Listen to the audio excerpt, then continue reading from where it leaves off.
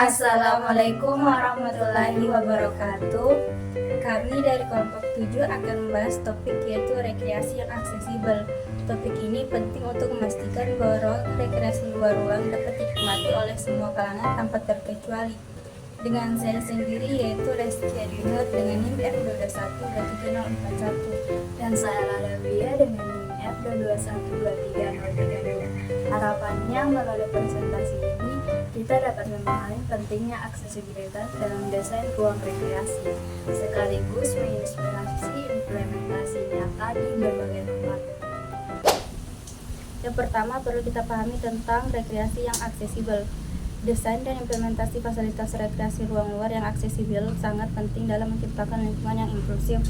Tujuan utama dari desain aksesibilitas ini adalah untuk memastikan bahwa semua individu tanpa terkecuali dapat menikmati pengalaman rekreasi dengan mudah dan aman, terlepas dari kondisi fisik atau mobilitas mereka. Ini mencakup orang dengan keterbatasan fisik, orang tua, anak-anak, serta mereka yang memiliki gangguan penglihatan atau pendengaran. Dalam era sekarang, penting bagi kita untuk mempertimbangkan kebutuhan berbagai kelompok ini dengan lebih serius, dengan menciptakan ruang yang mudah diakses. Fasilitas rekreasi ruang luar bukan hanya memenuhi persyaratan hukum atau pedoman aksesibilitas, tetapi juga memberikan kesempatan bagi setiap orang merasakan manfaat dari kegiatan ruang luar, seperti olahraga, hiburan, dan interaksi sosial. Aksesibilitas di ruang luar tidak hanya melibatkan desain jalur yang dapat dilalui, tetapi juga memperhatikan elemen-elemen lain seperti tempat duduk, area parkir, dan fasilitas umum yang dapat digunakan oleh semua pengunjung. Desain yang baik akan memperhatikan tidak hanya aspek fungsional tetapi juga kenyamanan dan keindahan untuk menciptakan pengalaman rekreasi yang menyenangkan bagi semua pengunjung. Selanjutnya yaitu pedoman aksesibilitas. Untuk mencapai rekreasi yang inklusif, kita harus mengacu pada pedoman aksesibilitas internasional. Dua organisasi yang memberikan panduan penting adalah US Access Board dan Universal Access to Outdoor Recreation dari USDA Forest Service. Panduan dari US Access Board mencakup standar desain jalur, tempat duduk, dan elemen lain yang memastikan aksesibilitas, terutama bagi pengguna kursi roda atau alat bantu lainnya. Sementara itu, USDA Forest Service menyediakan petunjuk pengembangan jalur interpretatif dan jalur pendakian yang ramah bagi penyandang disabilitas. Yang perlu ditekankan adalah bahwa desain aksesibilitas harus mempertimbangkan kebutuhan berbagai jenis disabilitas, seperti keterbatasan mobilitas, gangguan penglihatan, atau pendengaran. Elemen seperti jalur yang halus, area parkir khusus, dan tempat duduk yang nyaman menjadi bagian dari standar yang harus diterapkan.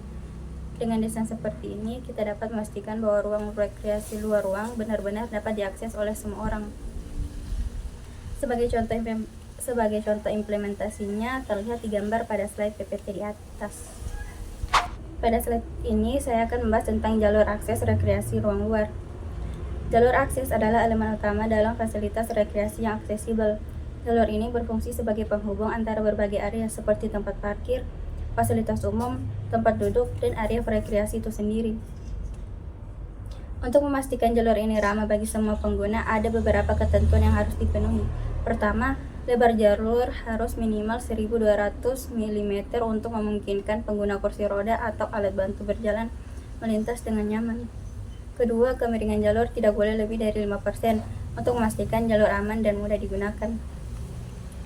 Ketiga, permukaan jalur harus halus dan bebas dari hambatan seperti batu atau tanaman, serta memiliki bahan anti-slip untuk mencegah kecelakaan dalam cuaca apapun.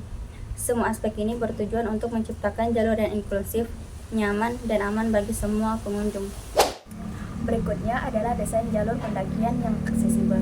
Jalur pendakian biasanya identik dengan tantangan fisik, namun penting untuk memastikan bahwa jalur ini juga dapat diakses oleh pengunjung dengan berbagai kemampuan. Untuk mencapainya, kita bisa mengklasifikasikan jalur pendakian menjadi beberapa kategori kelas. Yang pertama, kelas 1. Dalam kelas 1 adalah jalur yang lebih mudah dan cocok bagi pengguna dengan mobilitas terbatas. Sementara itu, jalur kelas 2 dan 3 mungkin menawarkan tantangan yang lebih besar, tetapi tetap dapat diakses dengan penambahan elemen pendukung seperti tempat peristirahatan atau alat bantu. Selain itu, menyediakan tempat peristirahatan di sepanjang jalur sangat penting. Tempat ini dapat digunakan oleh pengunjung untuk beristirahat, terutama bagi mereka yang memerlukan waktu lebih lama untuk menyelesaikan rute. Dengan pendekatan ini, jalur pendakian dapat memberikan pengalaman eksplorasi alam yang inklusif. Kemudian yang berikutnya adalah sistem klasifikasi jalur. adalah metode penting dalam desain jalur rekreasi luar ruang yang mengelompokkan jalur berdasarkan tingkat kesulitan dan aksesibilitas. Setiap jalur dapat dikelompokkan dalam kategori yang sesuai dengan tingkat tantangan yang ditawarkan. Dan sistem ini memberikan panduan bagi pengunjung untuk memilih jalur yang sesuai dengan kemampuan mereka.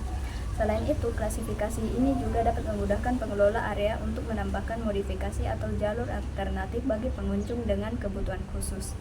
Sistem klasifikasi jalur ini sangat berguna dalam meningkatkan inklusivitas, karena memungkinkan pengelola untuk menyediakan jalur yang lebih mudah diakses sambil mempertahankan tantangan bagi pengunjung yang mencari pengalaman lebih fisik.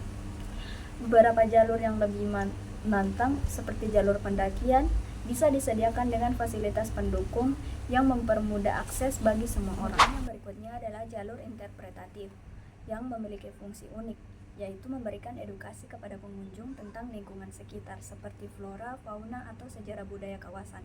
Agar inklusif, dengan desain jalur interpretatif harus mempertimbangkan kebutuhan aksesibilitas. Sebagai contoh, tanda interpretatif di sepanjang jalur harus mudah dibaca dan dipahami oleh semua pengunjung, termasuk mereka yang memiliki gangguan penglihatan. Informasi juga sebaiknya tersedia dalam format braille atau audio.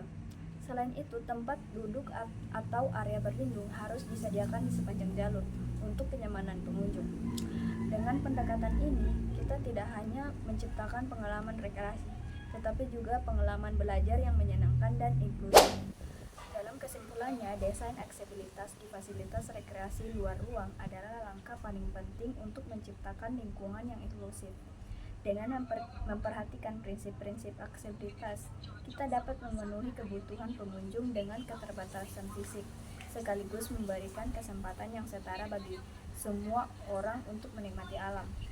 Namun, desain aksesibilitas ini sangat memerlukan perencanaan yang matang, melibatkan berbagai ahli dan pihak terkait untuk memastikan hasil yang optimal. Tujuan akhirnya adalah menciptakan ruang yang dapat diakses oleh siapapun tanpa terkecuali, sehingga setiap orang dapat merasakan manfaat dari rekreasi luar ruang dengan penuh kenyamanan dan kepuasan.